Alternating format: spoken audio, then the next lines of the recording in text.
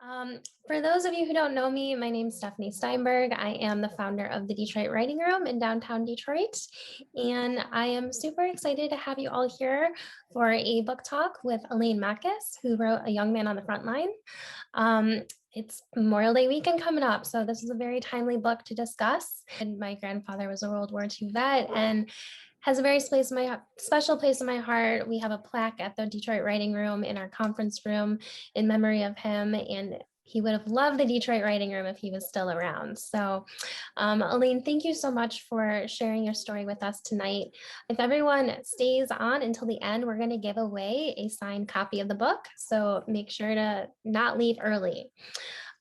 With that, I'm going to turn this over to Elaine, and I am going to share my screen so that you can see this beautiful presentation that she has put together for us.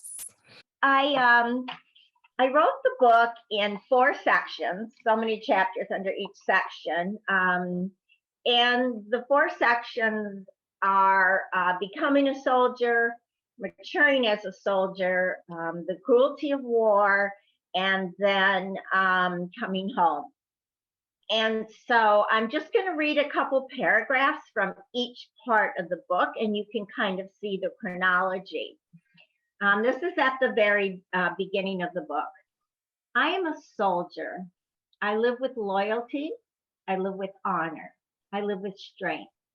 I live with faith in God and my country. I live with love. I live with pain. I live with memories. I live with trauma. Everyone suffers in life. Everyone has a time of epiphany, whether they recognize it or not. For me, it was very clear, nothing subtle. But war exaggerates everything, makes everything bigger, even a single breath. My epiphany came on the battlefield during intense action with the enemy. These were German SS, Hitler's elite. I could tell by the way they fought. Fearless, fanatical, no surrender, an air of superiority, zealot. For us, there was only one way through. It was to fight as cleverly and ruthlessly as our enemy. Our task, victory at all costs. Our fear, losing each other. Our hope, going home. So that's at the beginning. And I'll do a little brief. I marked them all, so if I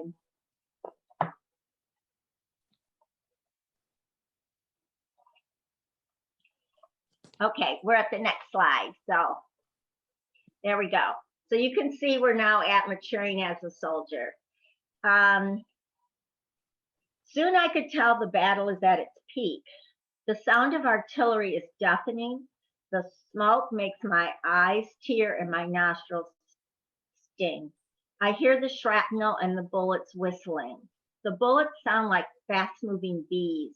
The shrapnel has levels of sound. I know from the sound level, is it coming closer? Is it moving farther away? Is it outgoing? Is it incoming? These are the survival skills we hone to survive a battle and to survive a war. I was crawling inch by inch up the battlefield, unraveling the wire connected to my phone box, rifle on my shoulder, binoculars around my neck. My objective, to sight German artillery shredding us by calling the coordinates back to our artillery. My squadron was fighting around me. I am not thinking. I am only moving. I see the German shepherd dogs crossing back and forth within the German lines, carrying cryptic messages. I don't like to shoot the dogs, but I do. I don't like to shoot men, but I do. So that was from maturing as a soldier.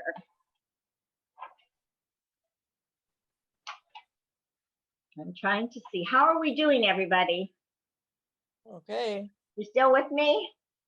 Okay, so we're at cruelty of war. We were first alerted something was terribly wrong by the stench. A stench of burning buildings, of burning flesh. The smell of death was so thick in the air, it became a heavy, putrid fog sticking to our skin. Then we began to see stragglers, men dressed in blue and gray stripes, walking dead, flesh over bones. Some men were lying in a field, eyes empty and staring. We thought them dead. Our medics soon discovered some were still alive, but too weak to move. And the road back to self, like Jamel was saying, it never went away. And so here is the last paragraph. I'm going to read to you from the very end when, towards the end of the book. I am now 91. I am dying. The breeze is coming softly in my bedroom window and ruffling the curtains. I smell its harvest fragrance. I like the sound it makes in the trees. The sun is reflecting the many autumn colors. I hear the geese as they begin their journey south, like when I began my journey south to Camp Van Dorn on another glorious autumn day. Today, I feel the crisp edge of autumn, seasons changing, life moving on. Deep within me, I hear other sounds. I smell other scents. I see other reflections. I feel other experiences. These sensations have been reverberating in me for a long time at a low frequency, a subtle, steady rhythm of love and an event experienced long ago, yet still pulsing in my soul. So that's a little from the book. If we want to go to the next slide, Stephanie. I want to talk a little bit about why I wrote the book, some of the writing experiences I had, the process. But I wrote the book for two main reasons. The first was the love and respect I had for my father and for a whole generation of my fathers. His was a human story of shared values, sacrifice, trauma, and triumph. So I saw it as a remembrance of love, but also an educational, eye-opening experience for people to get a better understanding of World War II and of how to triumph over trauma.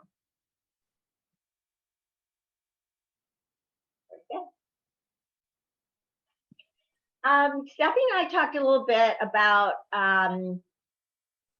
sharing with you my writing process, how I was able to do this. And so I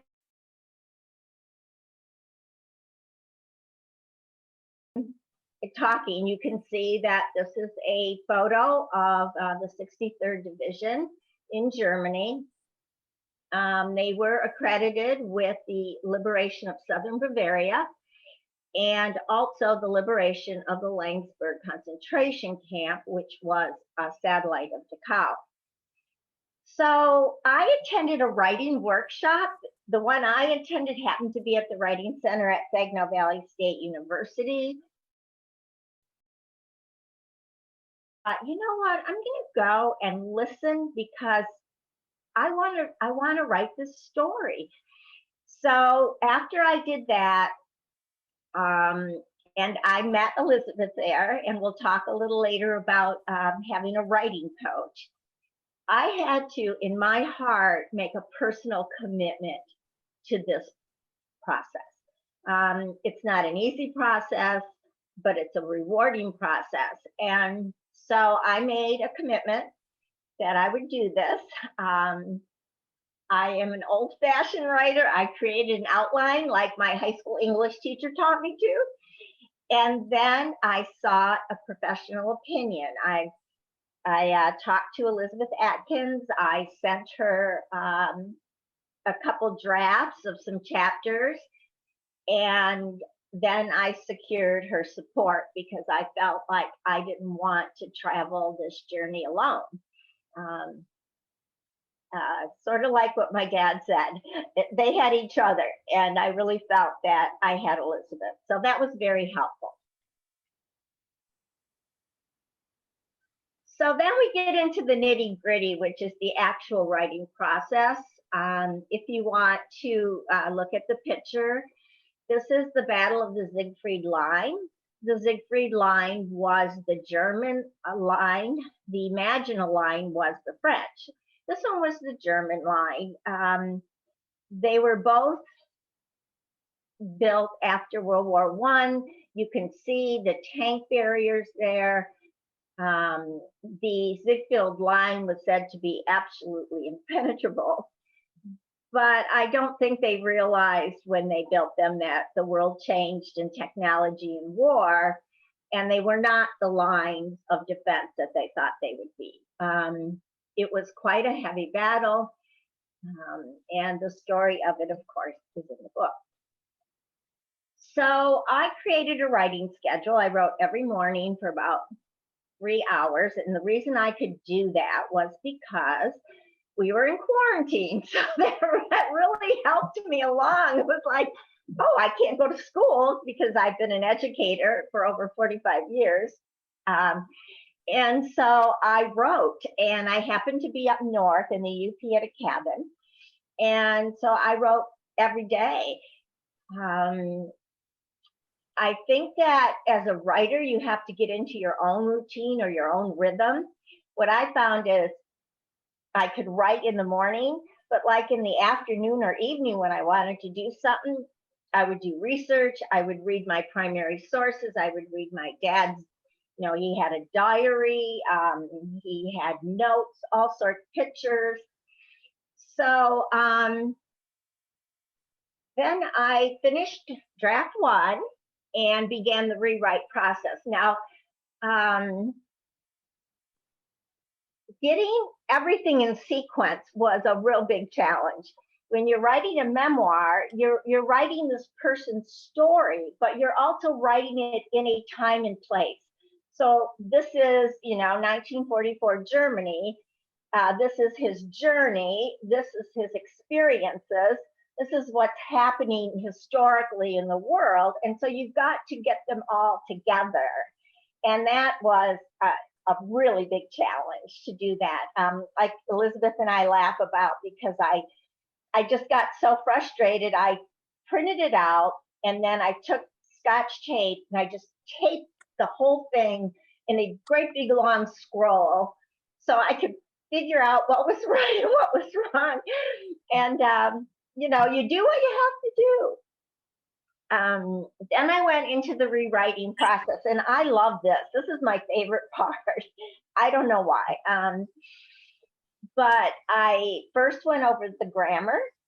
I went through the whole thing. Is the verbs agreeing? Does the sentence make sense? Is it a run-on sentence? Is it a fragment? That kind of thing. I really like writing short, powerful sentences. That was a technique of Ernest Hemingway's, and I love his writing. I'm not crazy about his stories, but I love his writing. And then I went through again and looked at word choice. I took out the mediocre words, like from afraid to terrified, from those types of things where you're really getting a deeper emotional feeling from the person.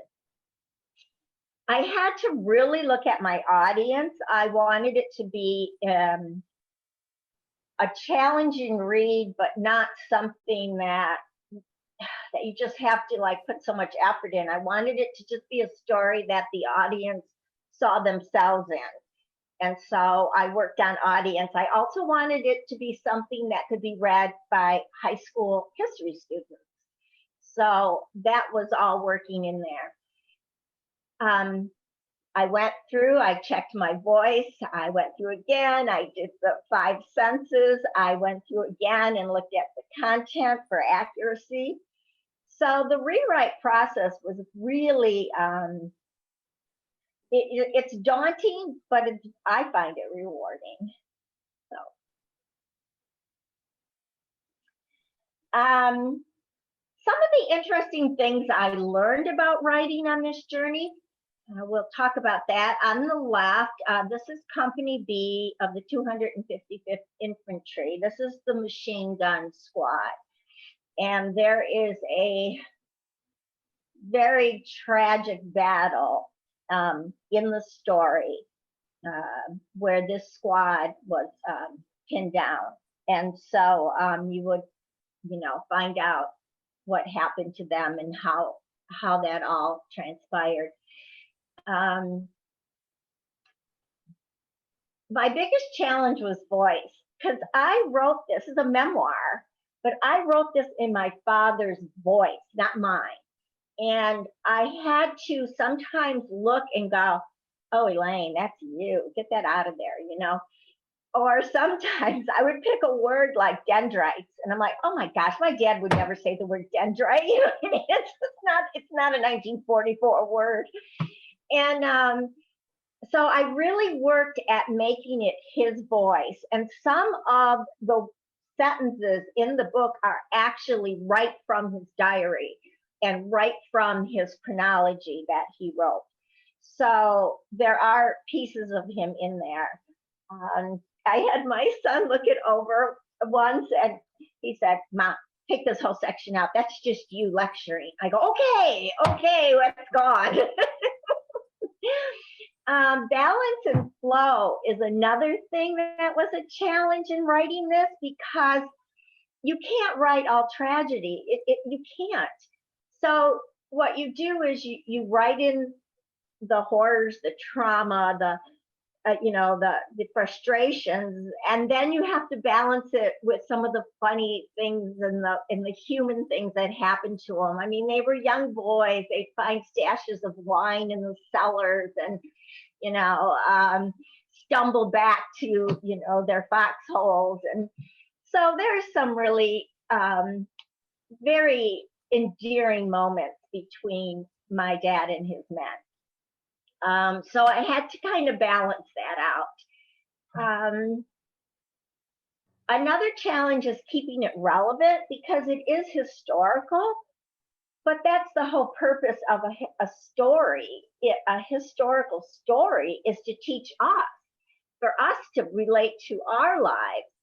And so I had to make sure, and I did that mostly through the lessons of war, the types of things my father taught me, the types of things he learned, and how relevant it is to us today. Like, he would always say to me, be aware of your surroundings. Always be aware of your surroundings. Well, that's just good advice, So yeah, so some of that's in there too. I only have a couple slides left, and then we can all talk together, but I want to talk a little bit about what I wanted my reader to experience, because this helped me to focus my story. If you ask yourself when what you're writing, what do you want them to experience? I don't even mean know. What do you want them in their heart to experience with the story? And I wanted my reader to feel like they were a fellow sojourner in this journey of World War II, that they were right there with them. And because the human mind learns by story. I was a social studies teacher and curriculum person, and you can talk about facts and figures, we need them, but the human heart connects to story. And so I wanted that connection. The other thing I wanted them to experience was how my father's journey relates to their journey. Whenever I sign the books, I always say, may my dad's journey enhance your journey. That's what I wanted for my reader. I think the other thing the book shows is that humanity includes everybody. The things that they saw and experienced, even helping German soldiers who are wounded, caring for, the dead, whether they were, no matter what side they were on, helping the Jews during the opening of the concentration camp, the displaced persons in Europe. If you look to the left, the picture here is the Landsberg concentration camp. was right outside of Lengsburg, which was the place where Hitler was in prison when he tried to do an uprising and where he wrote Mein Kampf. The 63rd Division in their records said that this was the day that haunted the 63rd for the rest of their lives, that you would never forget what you saw and what you heard and what you smelled. And it was beyond. My dad said, you know, I didn't know there was pure evil in the world till this day. So the last thing is, you know, they loved our country. We love our country. We have different ways of deciding or thinking how to make things happen, but I think we all share those ideals. And I think they taught us to love our country. And I wanted that love and devotion to liberty to come through. So those were kind of things that I hope that you experience when you read this book. Now, I just want to talk a little bit about Elizabeth, because she was my coach. Look at her, so pretty there. She also became my friend. When we stopped meeting every week on Zoom, I felt lost. But I think what's really nice about having a writing coach is that they help you to believe in yourself. I mean, she loved my writing, and that gave me motivation. The picture you see on the left is during the occupation. My father was in the occupational army when the war ended, May 8th, 1945, in Europe. And their job then was to try to send back the millions of people who were displaced. I mean, the Polish people were down here, and the Greeks were over there, and the Italians. I mean, it was just a hodgepodge. And so they did a lot to help people to be able to go home again. And this is my dad. He's on the right. And the person next to him, they called him Cutie. He was from Greece. He was a prisoner of war, and they helped him get back to Greece.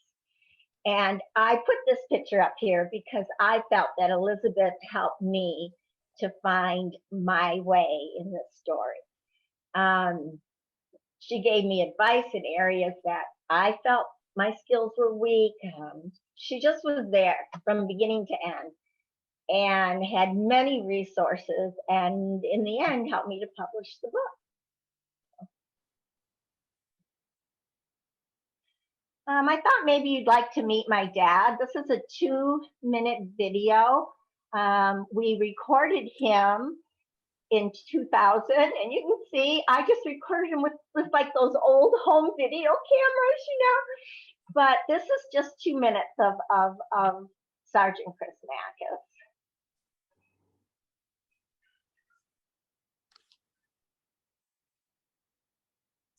The full interview, which is about an hour and a half, is on the Holocaust Museum's website in DC.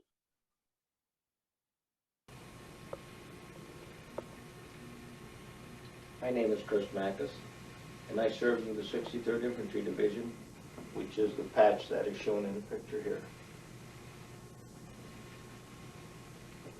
I was a sergeant.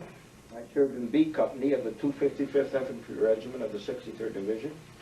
My serial number was 36875587. I was 18 years old when I was drafted, and this is what I looked like.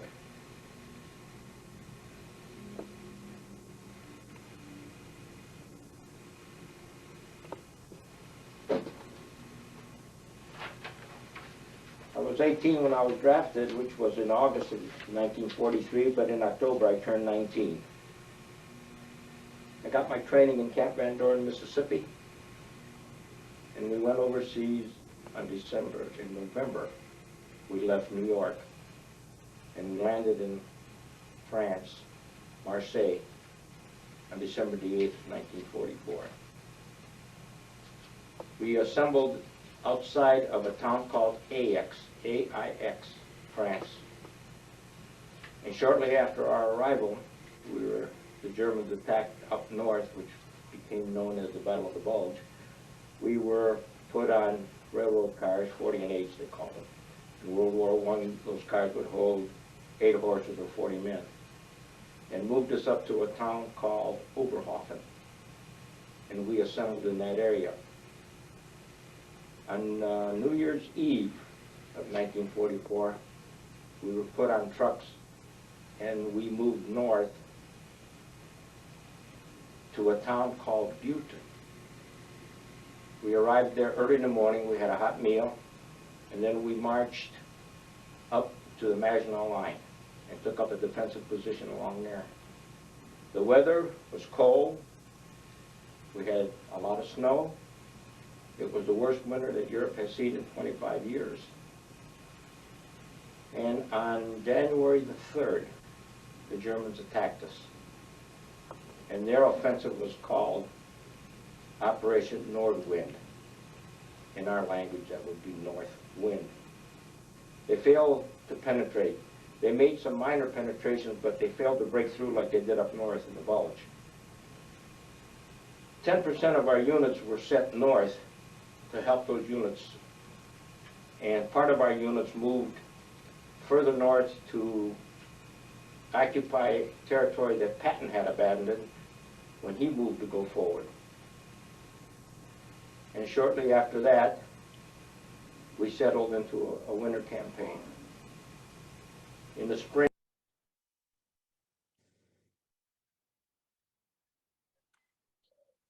It worked.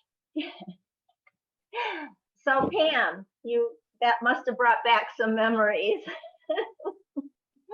There were times when it was very difficult to write some of these things, especially the stories he told me on his deathbed. You know, I was holding his hand when he was dying, and he was still talking about the men that he had lost. He never forgot them, and I think that it's such a heartwarming and heart-wrenching story at the same time. And you become so thankful for those who sacrificed so much. And I think that's why we chose to do this, Stephanie, on Memorial time, you know, and we said this is a good memorial talk because what they did was amazing. If you see on the left, this is 1945 in Germany. My dad's in the middle. To the left is Gus, and to Martin, and to the right is Paul Taylor. On the right of the book's picture, you see them at a reunion in 1997. And so you'll see Gus and my father's in the middle, and then Paul is on the right. After the kids grew up, they started seeing each other once a year. And I think that they had such a bond. There was just no other bond like that. I never saw my dad attached, you know, to anyone like his men, except my mom, which was a whole different story. Well, Elaine, thank you so much. This was truly like the perfect conversation leading up to Memorial Day and just kind of getting us all thinking about our vets and remembering them and their sacrifices. And a lot of us on the call have relatives, which is amazing. So thank you all for sharing your stories and sharing your relatives with us too. But truly, thank you guys for joining in tonight. I hope you'll have a wonderful Memorial Day weekend and celebrate your loved ones who are still with you. If you've got vets in your family, thank you for spending tonight with us. And thank you, Elaine. This was an incredible book talk. Yes, thank you very much. Thank you all. Thanks. Thank you. All right. Hey. Okay. thank you Good so night. much.